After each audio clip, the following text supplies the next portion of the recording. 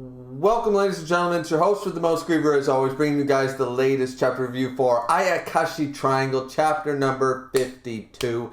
And honestly, I thought that this would go further. I did not think that the hangman, the Oni, about the suicide death, would be destroyed in this chapter. I thought that this would probably go to maybe chapter even 54.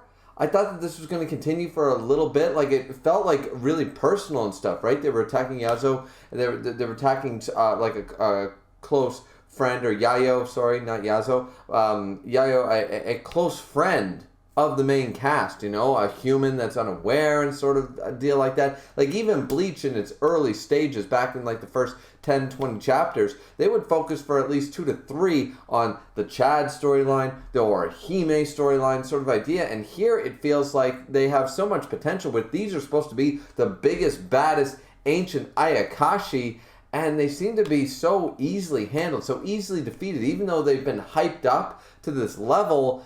They seem to, like one was taken care of during a beach episode. Another one was taken care of a stronger character because the main characters weren't good enough, which I'm good with that. And now this one seemingly taken care of quite easily. So chapter 52, though the action was there and the creepiness of the character design was amazing, honestly, very disappointing. And, I mean, sure, the Ichi shots were there and stuff, and it's like yada, yada, yada, whatever. But at the end of the day, reading through this chapter, it just did not feel like Yayo, she had great character in this chapter.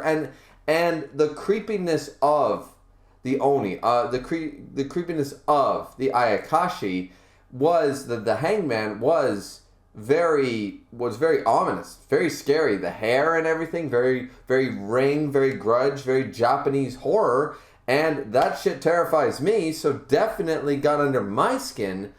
But the fact of the matter is that it ended too quickly. It really did. Like, I was hoping for this to go on for another couple of chapters. This guy should not have been so easily defeated as far as I'm concerned, especially for veteran people like Matsuri's mother being concerned about this thing.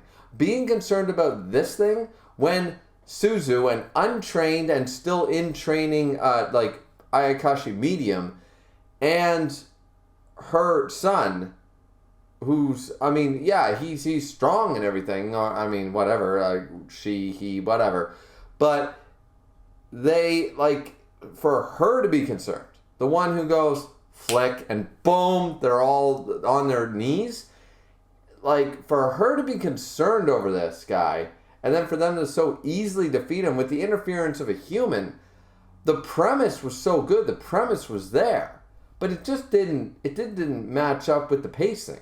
Because at the end of the day, he takes care of Matsuri and Suzu, not handily, but, he's holding his own, gets distracted with Yayo, and apparently just quickly, boom, one technique, Exorcist Ninja Art, Impurity Absorbing Fan, absorbs all the Ayakashi energy into the fan so quickly, so easily, and this Ayakashi didn't even notice, and then uses one attack, and it's over.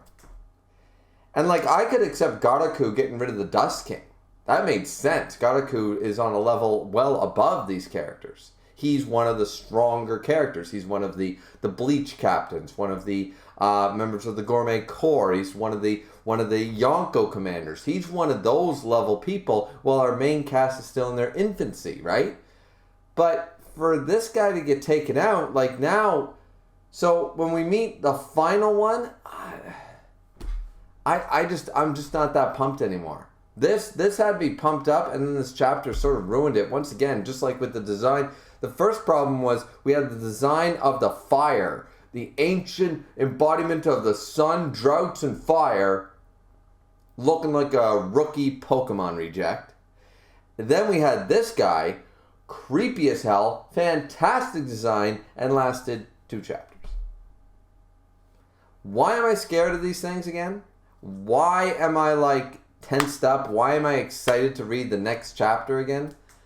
I mean, as far as the development for Yayo's character, this is fantastic because at the end of the chapter, it's one of those things where it's like, we're going to have to tell her everything. We're going to have to tell her about, she can see Shirogane in his full form. She can see Suzu and Matsuri in their ninja gear and all that fun jazz, and their Ayakashi medium gear. So it's going to be a thing as far as expanding the main cast. That's great, but you don't tell me you could have, made this happen 2 chapters down the road? You couldn't expand it on the horror of this very creepy, very scary, very traditional Japanese horror design, and we couldn't have extended it a little bit?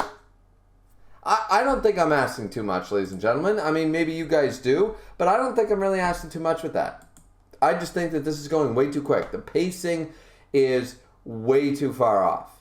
We're supposed to be, there are 3 ancient Ayakashi, so dangerous, so dark, so deadly, that we're going to end them in 2 chapters apiece. Yeah, see where my problem lies? That's the problem. This was a good chapter, but it's not a good chapter as far as pacing. It's terrible pacing right now. I'm glad we were getting an overall story arc, but the problem is they're not fleshing it out. It's over in 2 seconds. Every 2 weeks, the latest bad guy is still a villain of the week. We're still watching Super Sentai. We're still watching Power Rangers Villain of the Week shit. We're not getting into Season 2. We're not getting into a main overall story arc. We're not jumping into Soul Society. We're still fighting Hollows as Ichigo back in the Shinigami arc. We're still Luffy running around killing everybody in sight with 1 rubber punch in the East Blue. We're still Naruto messing up and making pranks and drawing graffiti. We're not really into anything serious, even though the designs look serious, even though the stakes look serious. The pacing is not allowing it to be serious. And that is sort of bothering me at this point, because it seemed like we were going in that direction finally, just to pull the rug out from underneath us. Now, what do you guys think of that opinion? I don't know. Maybe you guys see it differently. But honestly, I would have liked to see this chapter happen at chapter 54, even 55. And we should have had a lot more problems. There should have been a lot more strategy involved. This thing should have been a real menace for at least a few chapters. Not introduced in 1 and taken out in a second. It's not doing it for me. This Villain of the Week thing with these things that have been hyped up just doesn't really do it for me. So at that point, that's where I'm going to end the review. The chapter overall was fine. Matsuri kills the Hangman. Yayo finds out, maybe they'll tell her next chapter all about it. Be like, all right, you're involved now. Lou's not involved yet, but you're involved. So, because you can see everything, so we're going to, divulge everything. The gender swap jutsu, Shirogane, the Ayakashi, the whole bit. Fine dandy, and I'm good with that as a story point, but the pacing is just, way too quick, and it's making everything feel a little hollow. So that's my opinion though, guys. What did you think of chapter 52? Don't forget to like, comment, and subscribe. As always, the chapter itself, as I said, was a good chapter. Just the pacing brings it really far down for me. As far as the chapter goes, the choreography, the visuals, everything was really good. So, but thanks guys so much for watching. Don't forget to drink responsibly as always, and we will see you guys back here again next time. Peace out.